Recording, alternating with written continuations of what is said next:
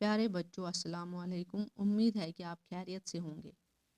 پیارے بچوں، آج میں آپ کو اردو سبجیکٹ پڑھانے جا رہی ہوں۔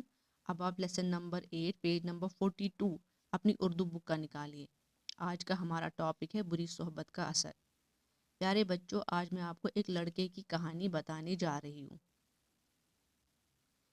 ایک لڑکا محلے کے برے لڑکوں کے ساتھ کھیلتا تھا، جو آپس میں لڑتے، مار پیٹ کرتے اور گالیاں دیتے تھے۔ اس کے ماں باپ ان برے لڑکوں سے دور رہنے کے لیے کہتے تھے، مگر وہ کسی کی بات پہ دھیان نہیں دیتا تھا، کسی کی مانتا ہی نہیں تھا۔ اسکول جانے کے بہانے وہ اپنا اسکول بیگ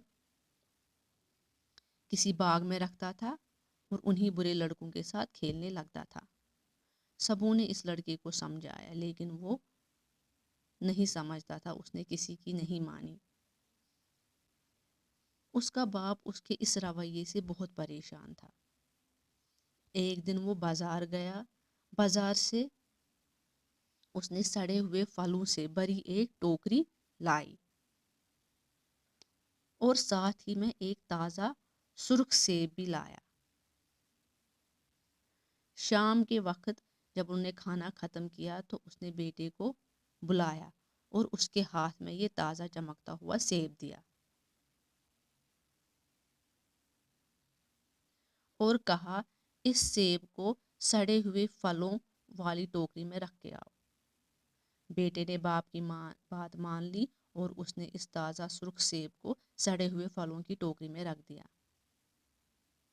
صبح ہوئی، باپ نے بیٹے کو سرخ اور تازہ سیب لانے کو کہا۔ بیٹا ٹوکری سے سیب نکالنے کی غرض سے گیا تو دیکھا، وہ وہاں پہ حیران ہو گیا۔ اس نے وہ سرخ اور جو تازہ سیب کل ٹوکری میں رکھا تھا وہ بھی سڑ گیا تھا۔ اس کے باپ نے کہا، یہ سیب اس لیے سڑ گیا کہ اسے سڑے ہوئے پھلوں میں رکھ دیا گیا تھا، یعنی کہ اسے خراب پھلوں میں رکھ دیا گیا تھا۔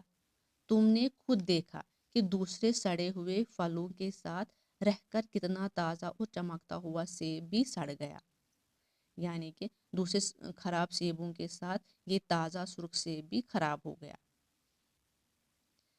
بری صحبت سڑے ہوئے پھلوں کی مثال ہے، یعنی کہ یہ بری صحبت اسی سڑے ہوئے پھلوں کی مثال ہے۔ بری یعنی کہ آپ برے لڑکوں کے ساتھ کھیلتے ہو تو آپ بھی انہی کے جیسے بن جاؤ گے۔ یہ بری صحبت کا اثر ہے۔ بیٹا بہت شرمندہ ہوا۔ آج اس کو باپ کی بات کا اثر ہوا اور اس نے بری صحبت ہمیشہ کے لیے چھوڑ دی۔ اب وہ خود بھی خوش تھا اور اس کے گھر والے بھی بہت خوش تھے۔ پیارے بچوں، اس کہانی سے ہمیں یہ نصیحت ملتی ہے کہ ہمیں بری صحبت سے دور رہنا چاہیے۔ شکریہ۔